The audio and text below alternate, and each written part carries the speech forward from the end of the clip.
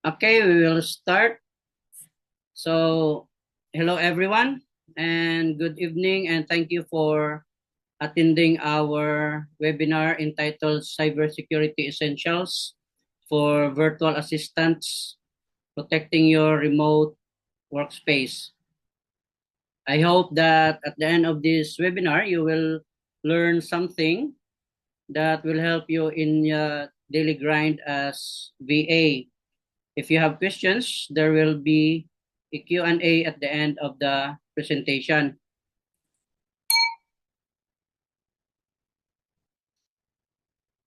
So, before anything else, I would like to introduce myself. My name is Felix Gomez Jr., and I am a web developer, a programmer, former dean of STI, certified Google cybersecurity professional. And together with me is my good friend, Michael Lacanilao. He will be uh, presenting the second half of this webinar. So he is a cybersecurity practitioner and a programmer. So understanding the cyber threats faced by virtual assistants is crucial for maintaining a secure remote workspace. As what Kevin Mitnick says, the weakest link in the security chain is the human element. So that is us. Now, what are the common cyber threats for that VA face? Number one is phishing. So, what is phishing? It is where cyber criminals use deceptive emails, messages like in the SMS, or website to trick virtual assistants into providing sensitive information such as login credentials, client data, etc. Phishing is especially dangerous because attackers often impersonate trusted contacts or companies. Another one is the malware and VMware or ransomware, I mean. So malware refers to malicious software designed to harm or exploit devices like your cell phone, your laptop, your computer. It also exploit networks like your home network and services like the apps you are using. Ransomware, on the other hand, is a specific type of malware that encrypts a victim's data, demanding for ransom for decryption. So if you don't give money, then they will not give you the password. But of course, the problem with this one is when you give money and then the hacker will ask for more.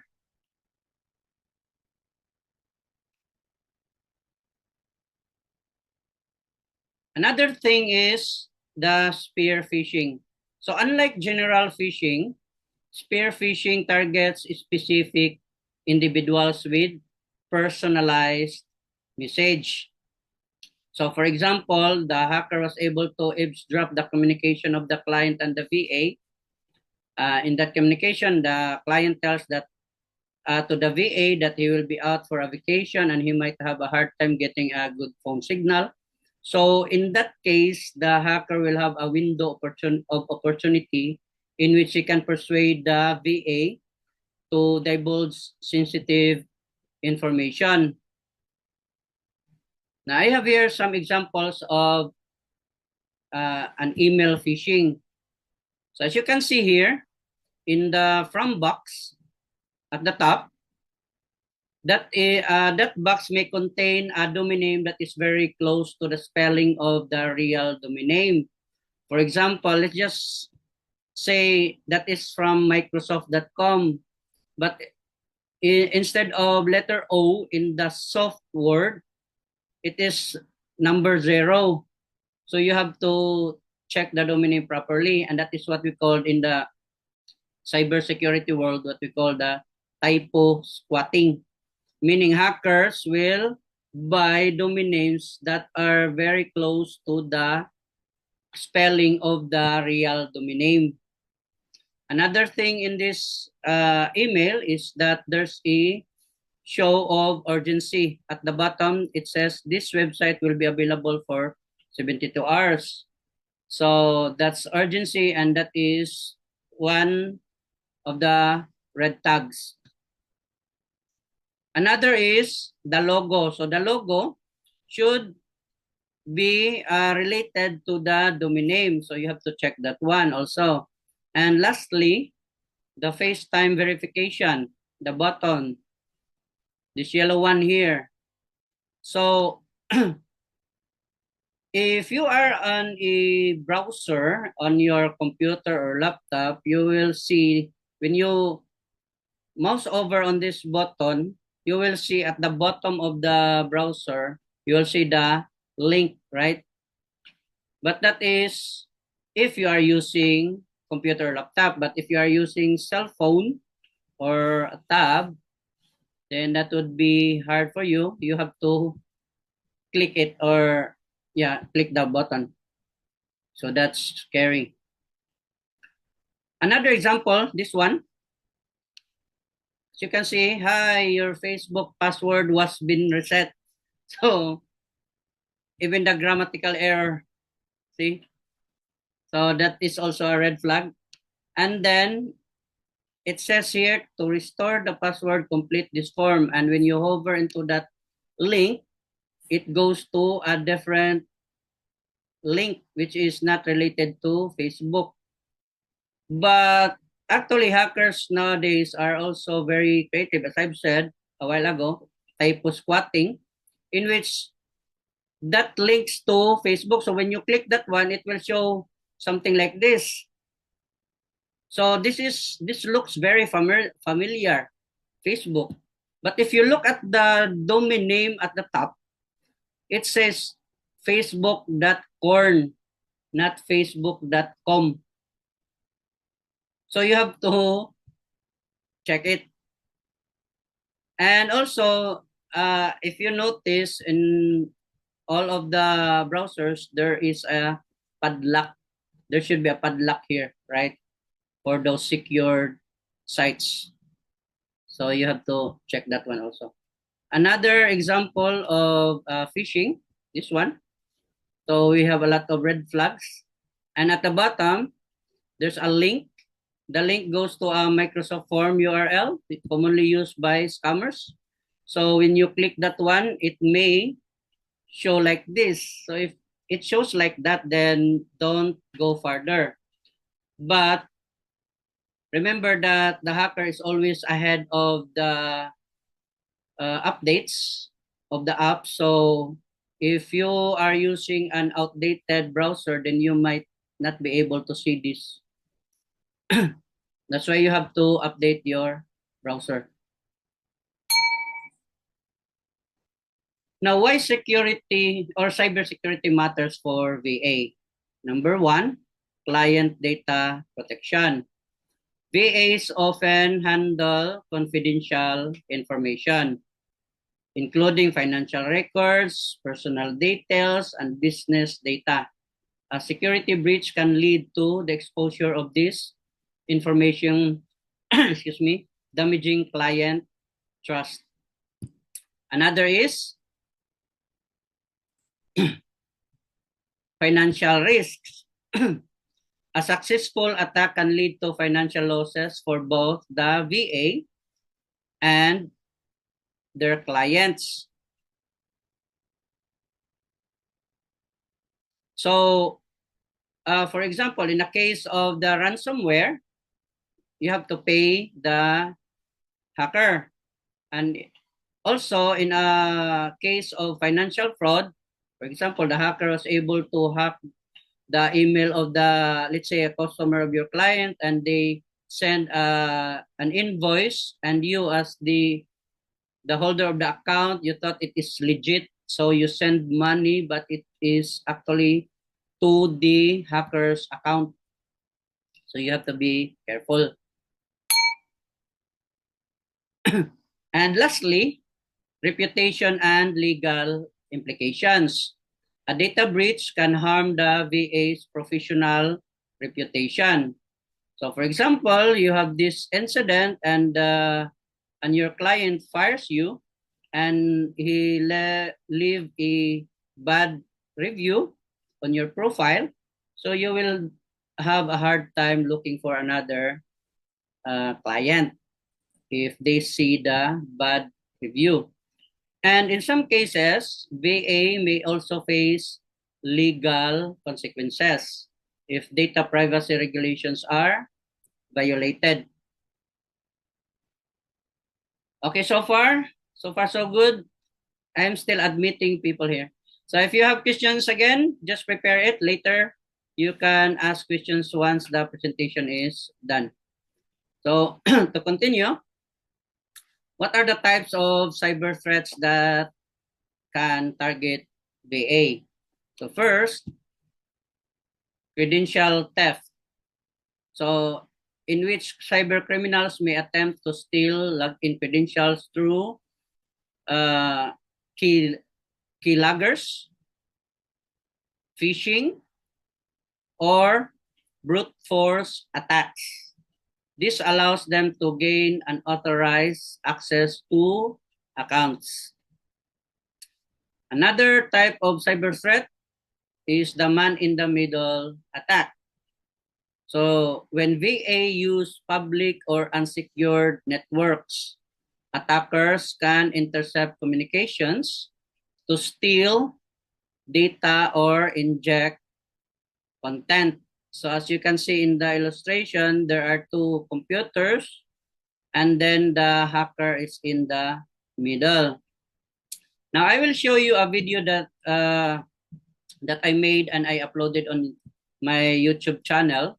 It's just a short one. So this is a demo on how hackers can get your credentials.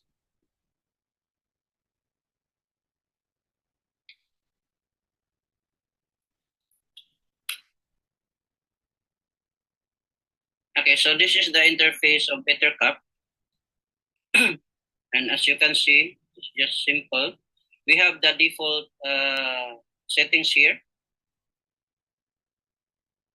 So primary interface, you will have a lot of interfaces here if you have a lot of network cards. So I will accept these settings.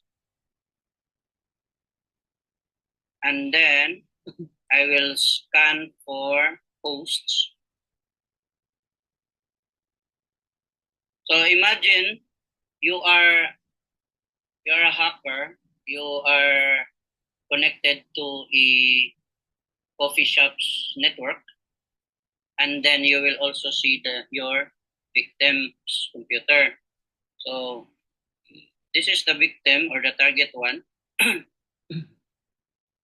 And this is the server.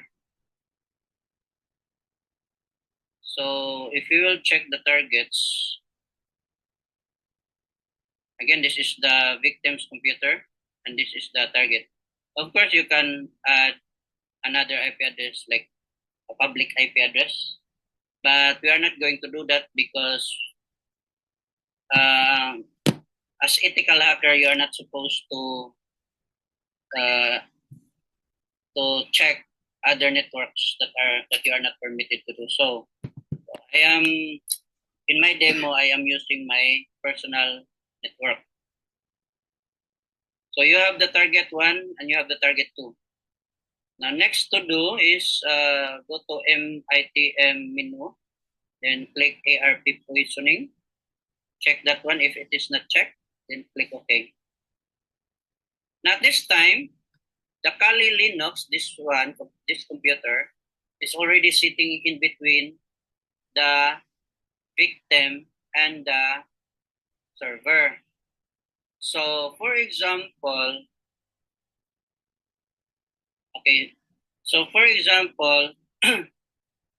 in the victim's computer, he will access a website on into a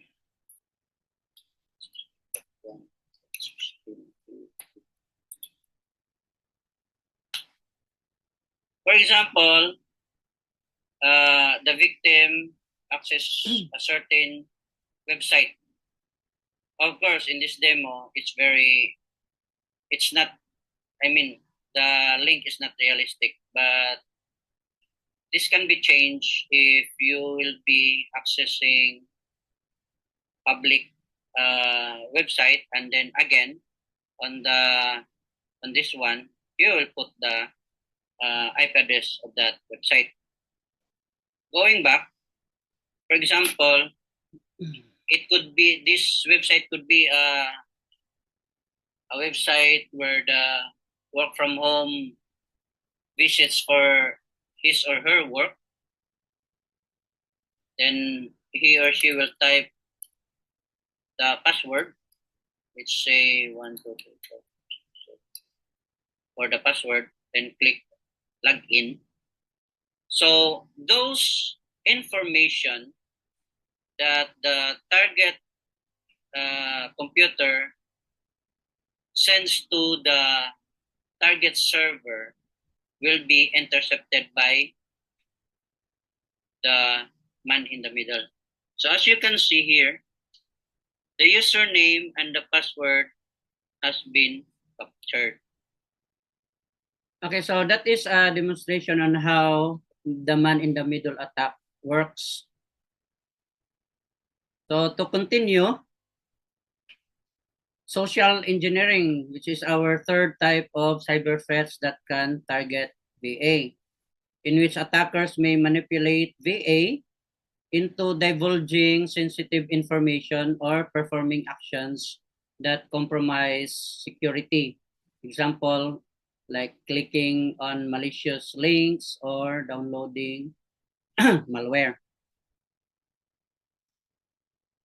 Now, how VA can stay informed and vigilant?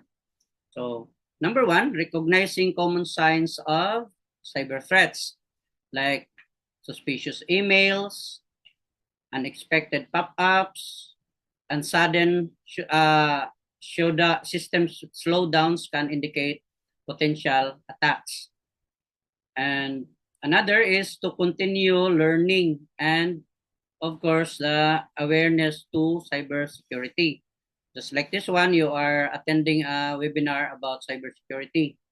And also, if you are using something, you have to be updated with what is happening. For example, if you are using Firefox, do you know that last month there's a 0-day exploit on Firefox?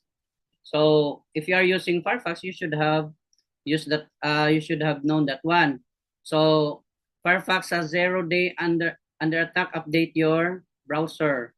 0-day means exploits are vulnerabilities that are unknown to software vendor or security community. So again, you should know the apps you are using. If there are updates, you have to renew that one. Now, securing your home network. Securing the home network is a fundamental step for VA working remotely to protect their devices and data. So why securing your home network is important? First, primary defense against cyber threats. The home network acts as the first line of defense against external threats. Number two, protecting sensitive client data. So VAs often handle confidential information, making their network a potential target for cyber criminals. And last is mitigating risk for unauthorized access. Now, what are the steps to secure the home router, Wi-Fi router? Number one, change the default router login credentials. As you know, your ISP will give you a modem router, right? So this modem router has its password printed. So I have here an example. So this Globe at Home, the password is printed here at the back. So although the password is very strong, it has letters, numbers, and it is very long, special character pa. But the problem is it is printed on the router. So it's a red flag. So you have to change that one because what if the technician collects all those passwords and create a dictionary of all the Globe at Home passwords in your neighborhood. So that's a bad thing. Number two, update the router's firmware. Although this is quite technical, but if you know how to do this, then please do so. Number three, use a strong Wi-Fi password. Don't use passwords like password 123 or your full name or your birthday or your cell phone number. Use a strong password.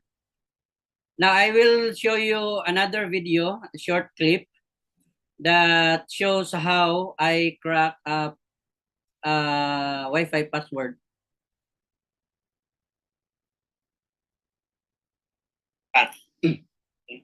So what we are going to do is copy this path.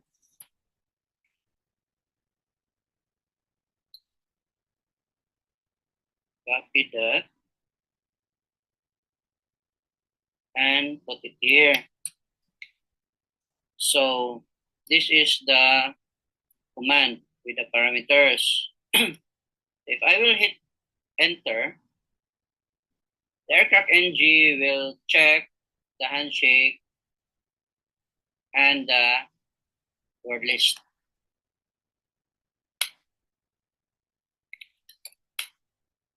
Okay, so as you can see, it's checking all the possible passwords. Now, if the computer is fast, actually this is okay. So but my computer is fast. So I was able to get the password of the router. And why was I able to get it fast? Because the password is very simple. So you have to use uppercase, lowercase, special characters, numbers, combination of that. And number 4 on the steps to secure the home Wi-Fi router is to enable WPA3 or WPA2 encryption. Mostly for those like for example this one, free modems, it has WPA2 encryption.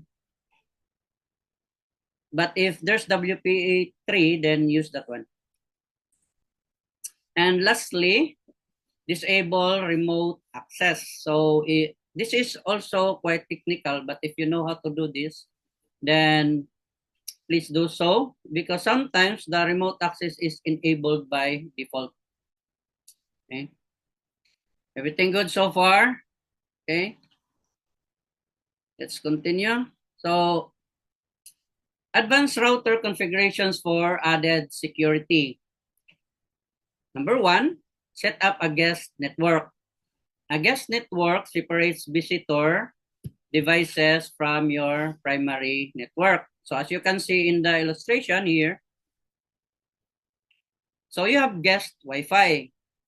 If this laptop or device is compromised, meaning there's a malware, it cannot spread easily on your home network. Okay, because it is segmented. Another thing, so disable WPS.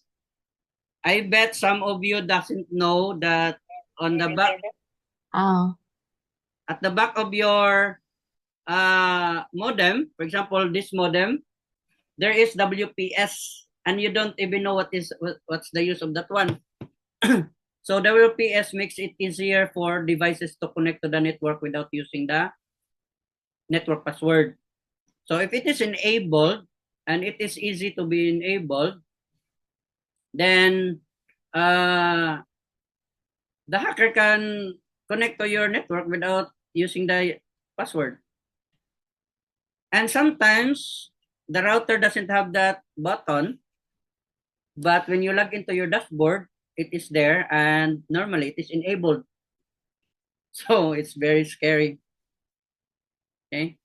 Then another one is change the default network name or SSID or the Wi-Fi name. Diba? If you will check your computer on your Wi-Fi icon at the top of your computer, you will see different names in there, different Wi-Fi names. Now, if you notice, if you are connected to PLDT, your default Wi-Fi name starts with the word PLDT. If it is Converge, starts with ZTE. If it is Globe, it starts with Globe at Home.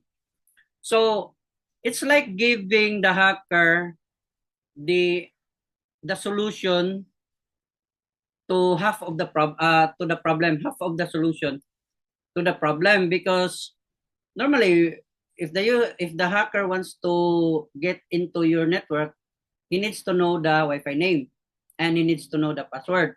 I demonstrated to you earlier that the password can be cracked. Now he knows the Wi-Fi name, so it's now easy for him to hack. So change it to something different, but don't change it to your name. Like for example, in this case here, Nami Casas. Now, if this is the target person, then the hacker knows that, okay, this is the one that I have to target because your name is there already. So make it something non-descriptive. Okay. Now, using VPN for enhanced security. So how does a VPN works? A VPN encrypts all the internet traffic. So if you are accessing an HTTPS, which is encrypted communication, and you use a VPN, meaning there is a double encryption. So that is very good.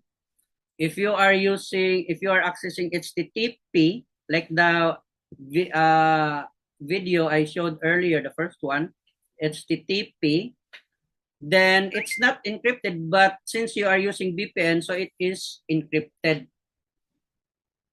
Okay, so especially, so when to use a VPN? Use VPN especially when you are accessing public Wi-Fi. So protecting against man-in-the-middle attacks. So the first video I showed earlier, that is man-in-the-middle attack. First, avoid using public Wi-Fi for work, and if it is unavoidable, always use a VPN. So again, I demoed earlier how hacker can get your username and password. Number 2, secure router configuration. So ensuring the router is properly configured with strong encryption and regularly update the firmware. Additional measures to strengthen network security, network monitoring, use tools or apps to monitor network activity. Although this is quite technical, but if you know how to do this, then go on, do that. Disable unused network feature and implement a firewall. Your operating system has a firewall already. But if your OS is outdated, For example, you are still using the Windows 7, which has a lot of vulnerabilities. I have that one in my YouTube video wherein I was able to use the camera of that laptop. So, because that is outdated and a lot of um, vulnerabilities are still there, and Microsoft did not uh, fix that already because they have newer operating system. So don't be ano na okay, I have the firewall. Dapat updated. Okay, so educating household members about network security. So first, keep others informed. If there are multiple people in the household using the same network, ensure to or let them understand the importance of not connecting potentially compromised devices or accessing websites that has malicious scripts. Then lastly, avoid sharing the Wi-Fi password. Again, you can create a guest password, a guest network, and then that's the password you will give to your guest. Okay? So that's all for my presentation, and the next presenter is my good friend Michael Lacanilaw. He will continue with the presentation.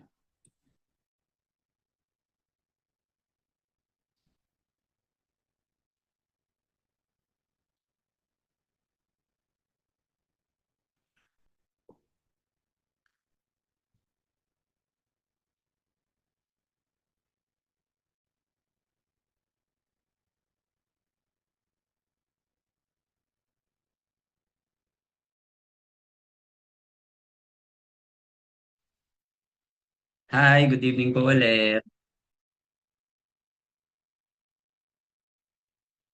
So, I will now continue our webinar.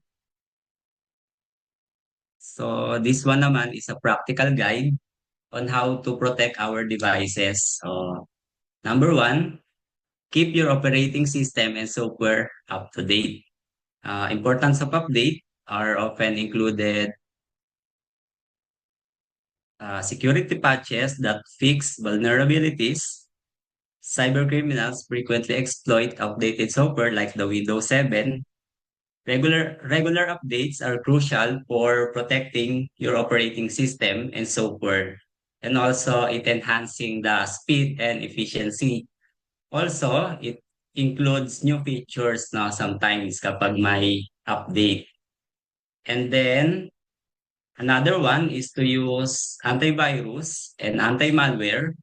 Although Windows have already installed antivirus, so it helps detect the black known malware, viruses, and other malicious programs. It's the foundational layer of protection for any device. And aside from antivirus, we can also have anti-malware tools. It's a it's use tools that specialize in detecting more sophisticated threats like ransomware or spyware. And then, like what Sir Felix said, no, you can enable the firewall for extra security.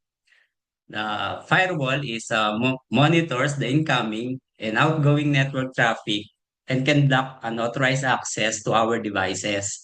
It acts as a barrier between your device and the internet. Again, meron tayong software na firewall.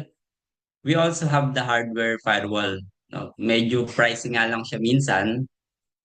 So while routers can offer hardware firewall capabilities, using both provides layered security approach. Excuse me, And then, Michael.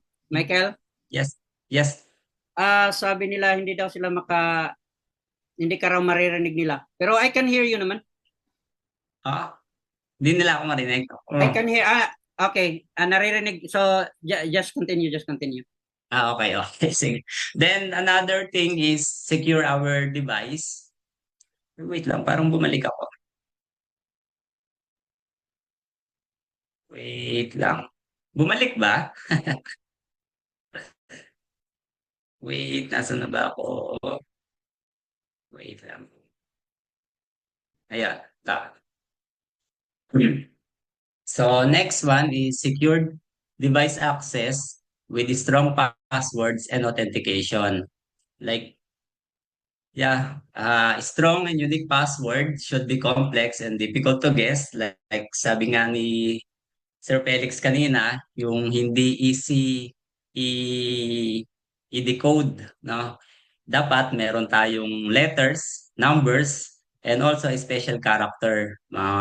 Dapat meron ding caps lock or passphrase para hindi siya madaling makrap, matagal kapag may mga maraming special characters. At saka kung maaari, different passwords from different accounts para, it's not easy to hack. Usually, we have only 1 to 2 emails in our accounts in all social media, di ba? And then, next, we can implement a multi-factor authentication. This add an extra layer of security by requiring an additional form of verification. We can use the biometrics, fingerprint, facial recognition, and also the OTP, no? Napakaganda ng OTP. This is especially important for securing email accounts and client-related services. Then another one, very practical, lock devices when not in use. Always lock your computer, phone, or tablet when stepping away. Even if just a few minutes, this prevents unauthorized physical access. And then data encryption. Encrypt converts data in a format that is unreadable without the proper decryption key. This protects information in case the device is lost or is stolen. We can use a BitLocker for Windows, FileVault naman for Mac OS. It is to protect the data in our device. So some smartphones also uh, built-in encryption software. And then next, encrypt sensitive files and emails. For files and emails that contain particularly sensitive information, consider encrypting them individually before sharing or storing. And then keep devices in a secure location. When not in use, store devices in a safe place to prevent theft. If you work from shared space, co-working space, consider using a laptop lock to secure your device. Very practical. And then avoid leaving devices unattended. In public places or co-working space, never leave your device unattended. Even a quick moment can be enough for someone to steal it. And then back up the data regularly. Now, in case of device loss, hack, stolen, compromise, this to ensure na our data, important information, meron pa rin tayong backup, no? We can store it in an encrypted external hard drive or mga cloud services na reputable. And then number 7, disable unnecessary features and services. Turn off Bluetooth and Wi-Fi when not in use. Disable Bluetooth and Wi-Fi when not needed reduces the risk of unauthorized connection. Attackers can exploit open wireless connection to gain access to your device. Another thing is to uninstall unused software. No, yung mga unnecessary programs na hindi naman natin ginagamit and pag medyo matagal na, nagkakaroon sila ng mga exploit and vulnerabilities. So it helps also to increase yung ating storage capacity at mas organize yung ating system na ginagamit. And then limit device permission. So only grant the permission that it needs. For example, if the application does not need the access to your microphone, to your location, to your another permissions, just deny it. Para hindi lahat now open kasi yon as a now open ang application kapag naka-permit siya. And then ito, download software from trusted software. Always download the software from official websites or reputable sources. Kadalasan dito yung mga crack, no? Mahilig tayong gumamit minsan ng mga crack. So may mga palaman siya kadalasan, no? To avoid mga malicious code, may mga palaman usually yung mga nakakrack na software eh. And then use upstanding or virtual machines. If you are familiar with this, you can use the Oracle VirtualBox, also the VMware para on top of our operating system, matetest muna natin yung ating dinownload or software bago natin siya magamit in real device natin. Virtual machine siya, so para ka lang nag-emulate doon. Hindi ka agad maapektuhan once na the software or application may merong attack na nakalagay.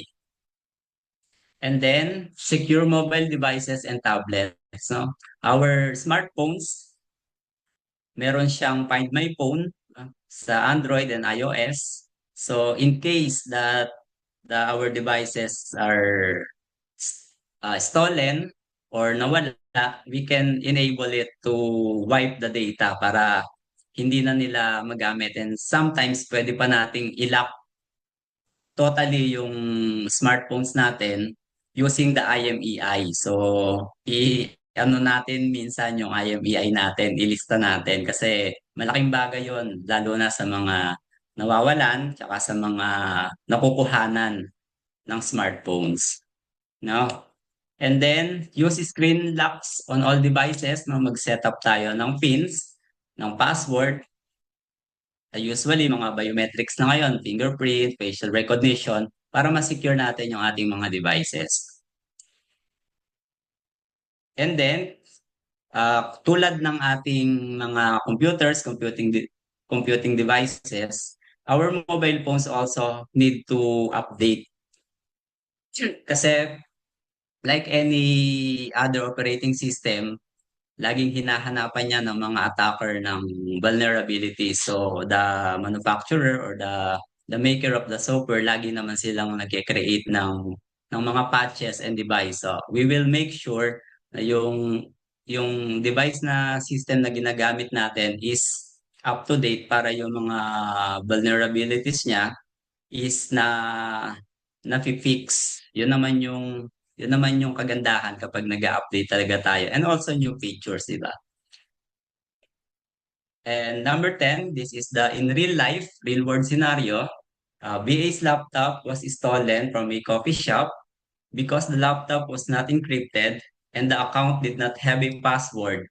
The thief gained access to sensitive client data.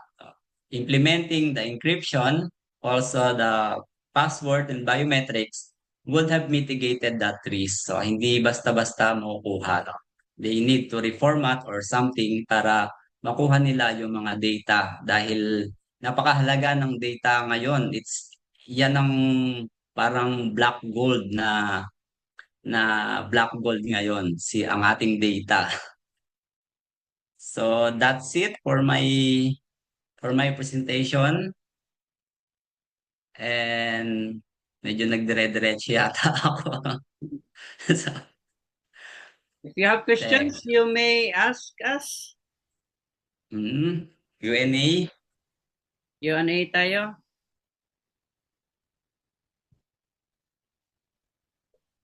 Si AI pala yung nagrereklamo kanina.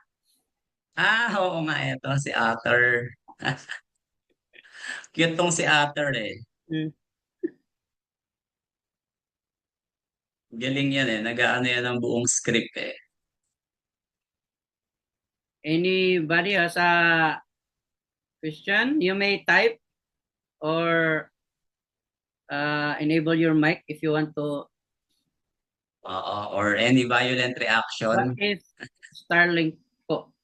Ano yung risks? Di kasi the same sa router ng Globe or PLDT.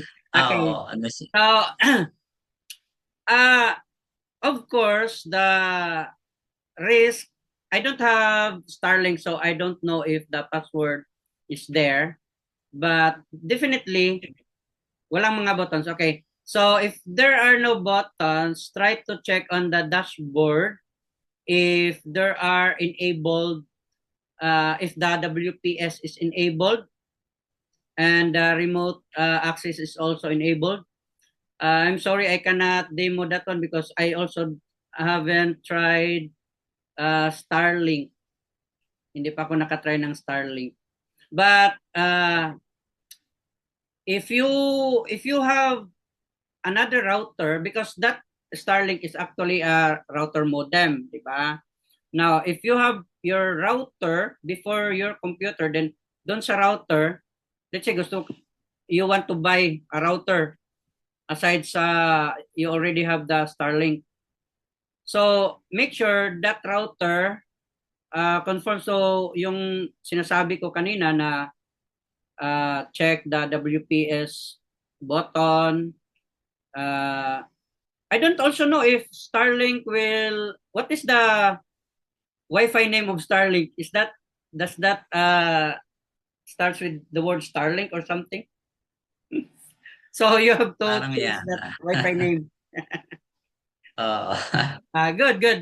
So ikaw mag-set that, make sure, again, not so descriptive in a way na you will, the hacker will know you. That's very important.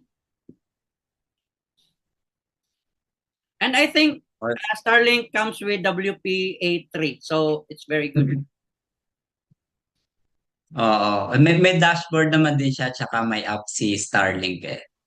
You can disconnect someone ng mga nakakonect na. You can secure your router kasi another router pa rin naman siya. So the features is always the same. No? Hmm. Mm. Okay, another question. How do we know that our devices and data has been accessed already by thefts? So, first, ganito sa kasi yan, usually the hacker will put malware.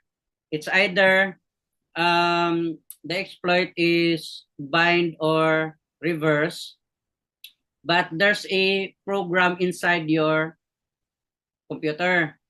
Now, that program, usually, yung hacker kasi, they want to have a persistent connection.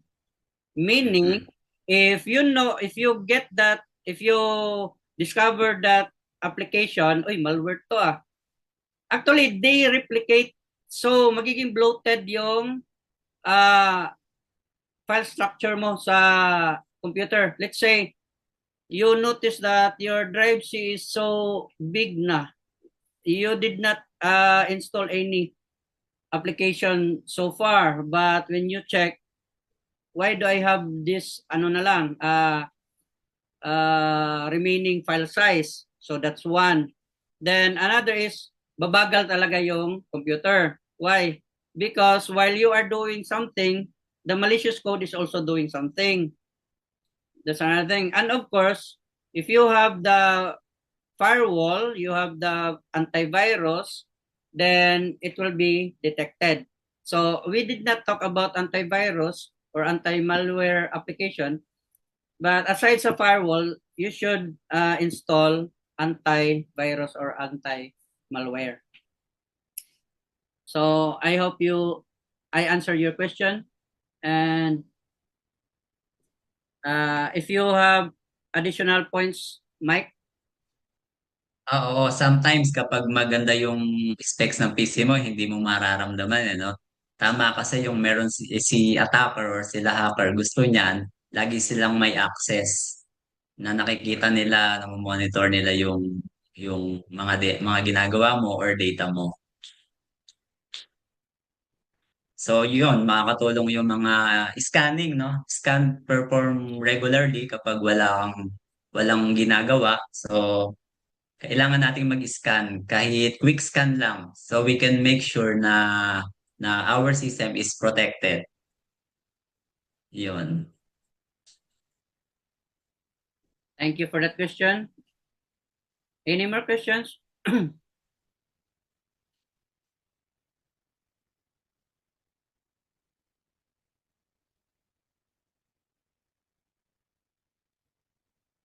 So by the way, just to add points to that one, no, the hacker will not be able to access the data unless they planted something in there.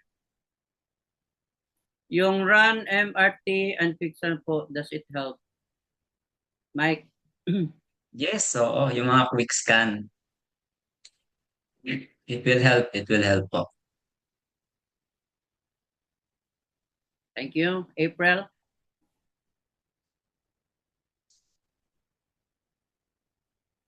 Basta updated parati yung anti-malware ninyo, ha? Ah, kasi yan ay uso eh. Halos wala na nga virus eh. No? Oh, Ito na, spyware na, tsaka malware eh. yes, tama. Another thing, I experienced it before.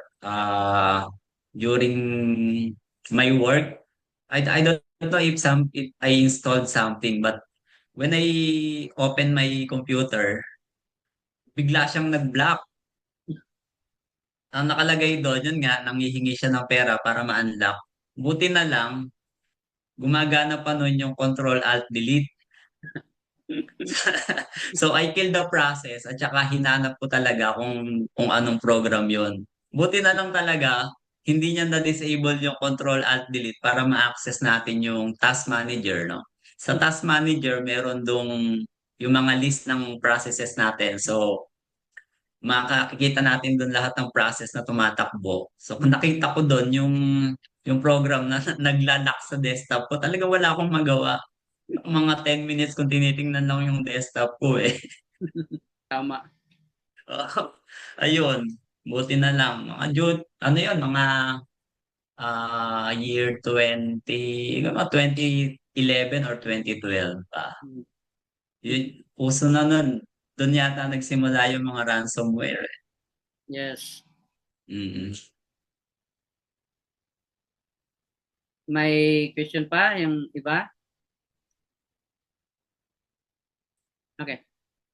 Will you advise using Mac OS or Linux? Actually, for me lang ha, it doesn't, although I'm using Mac OS, but it doesn't really matter pag wala naman yung mga preventive measures. So, any OS will do as long as it is updated na OS, updated na firewall, updated na mga scanners. So, yan.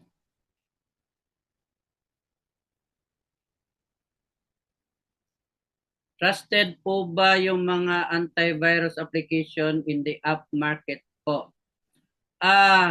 Those big names are trusted. But those small names, you have to be wary. Especially free. Kasi kadalasan sa free, may free malware. Saka ano, madaming ads. Madaming ads. Yeah, tad ka ng ads dyan kapag ano. Enough na po ba ang Windows Defender or need pa antivirus? Mike, you are using Windows. Can you? I am using Windows OS. Yes, so far enough naman siya kasi when you install another one, it will give you another process to your device. So, maaaring bumagal siya. Although kasi parang meron lang naman yung iisang shareable na mga database ng antivirus. So, the update of one will be also update to another. So so far, okay si Windows Defender. Basta updated lang yung OS. Basta updated ang OS. Ah, Yung risk mo pag nag-add ka kasi talagang it's either bumagal yung PC mo kasi double scam eh. mm, Oo. Tsaka yun, may mga offer yan lagi. Sila, mga antivirus na ano, open lagi. mm, May offer silang kailangan mong bilhin, sasabihin nila ganito, ganyan. yeah. Marketing eh, may marketing din sila eh. But as long as you Eh, are cautious in opening or inserting a flash drive or downloading, you will be safe. You will be safe. Meron sa chat, sir, sabi niya, sabi ko, ikaw na nag-question, wala akong ibang kilalang gumagamit ng Linux. Actually kasi ang gumagamit ng mga Linux, mga system engineer, mga network administrator, Mm, yan kadalasan gumagamit ng Linux. mm, great. Baka yung iba may question pa. Oo Effective nga, po okay, ba mahiya. yung DNS ad guard from preventing malicious ads? I haven't used this one, DNS ad guard, but I think so. Yes, oo, nakagamit na ako niyan. Yeah, they can, preventing malicious ads. Also, yung DNS, minsan ginagawa kong 111 kanina ba yung 1.1.1, yung apat na 1, Mm-mm. nag-change ako ng DNS parang kay Cloudflare yata yun. Mm-mm. Cloudflare. No. Kung gusto nyo walang masyadong ads na browser, Brave. Pati YouTube, walang ads. Brave browser.